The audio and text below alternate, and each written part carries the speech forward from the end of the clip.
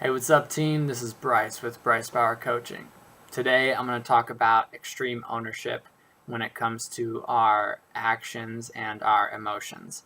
And I've noticed that I spend quite a bit of time working on this in a coaching relationship. So I wanted to do a quick video and hopefully kind of sum up my theory on this, and I'll back it up with some therapeutic and scientific information too.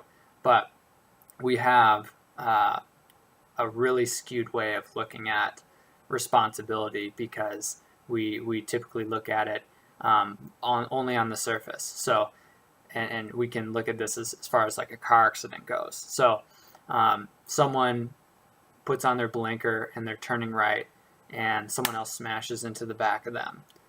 They're not paying attention, they're on their phones or whatever, and they're 100% at fault. And most people will own this,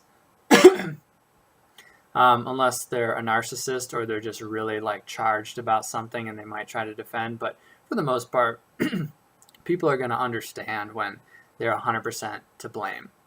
But when it falls into this gray area of like 90-10 down to 50-50 or whatever, this is where people's patterns come up of blaming and falling into pits of shame. So I'm going to talk about how to work with this and what it actually looks like.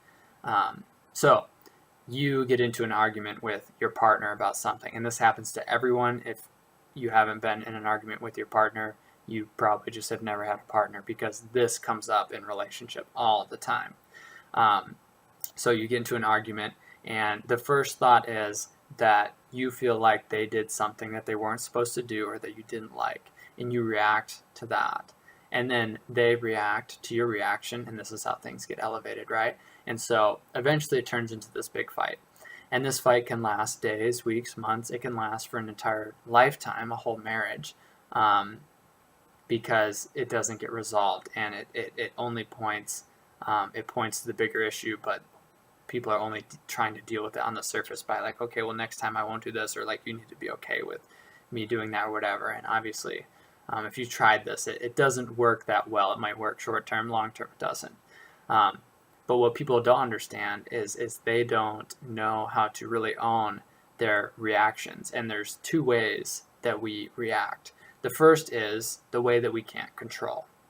So, if we're driving down the road and someone swerves into our lane, we're not going to be like, oh, I need to do something about this. We're just going to slam on the brakes, or we're going to swerve to miss them. And our body is just going to, seize up. We're either going to go into a fight response, a freeze response, or a flight response. Something's going to happen, but we're not really going to be in control of it. Our body's just going to do it. Our brain's going to be like, go, do what you have to do. But everything after that is different, because the way that we stay in blame and anger is that we have to keep replaying this tape in our head of what that person said and what that person did, and we can do this again for an entire lifetime. And we even use language that suggests that it's all their fault, like, he pissed me off, she just frustrates me, when really that's not possible after the initial interaction. And there are also ways to mitigate our reactions. They've done scientific studies on people that meditate, and they will induce some form of pseudo pain, or they'll test the response to other people having emotional reactions, strong emotional reactions, and the meditators just don't get as elevated within their body and their mind, versus the non-meditators have an inability to regulate. So there is ways to help with our initial response to things, but long term, the only way that we stay in this anger is we have to just keep replaying the tape. And we often don't even realize that we're doing it. It's just our pattern. We put it on. It kind of makes us feel better. And there's a payoff to staying in this victimhood space, because it's easier to stay there and blame than it is to confront things head on. And so people don't really know how to own or understand that whatever someone does, our reaction is our responsibility. And we'll never be perfect at this. Like, if you're like down to just go try this right now, in all your relationships, it'll be really helpful. And I can almost assure you that you're not going to do it perfectly, because these patterns run really deep. So when we're in a car crash with a person that we're really close to in a partnership or a family situation or friendship or whatever, one of the quickest ways to move through it is to own what you have going on inside of you with vulnerability. So if so-and-so says something that you don't like, you get to say, hey, when you said that, I felt this. And people are really receptive to this type of communication, and you can hear it in just me saying it, because if I'm like, hey, you pissed me off when you said this, I mean, I'm immediately on the defensive. But if I say, hey, when you said this, I had this feeling come up for me, I'm staying on my side over here.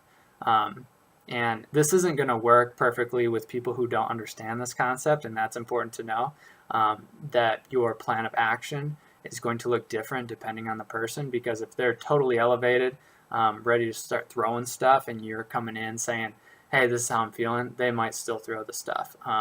But you get to clean up your side of the street and explore what's going on for you and what your patterns are. And this is where real movement happens in relationships and with self-improvement, whatever you want to call it, emotional regulation. So the next time that you're in an argument with someone, I want you to just notice how much you stay in blame, or how often you relive these situations in your mind of how you got screwed over, and stay in that blame place, versus really owning, hey, no matter what someone did, even if they were 100% responsible, that you're owning your feelings about it. And there's also the flip side of the coin to this, because some people who are more passive can just fall into a shame hole about it and just be like, oh, I'm just taking responsibility for everything, it's all my fault. No.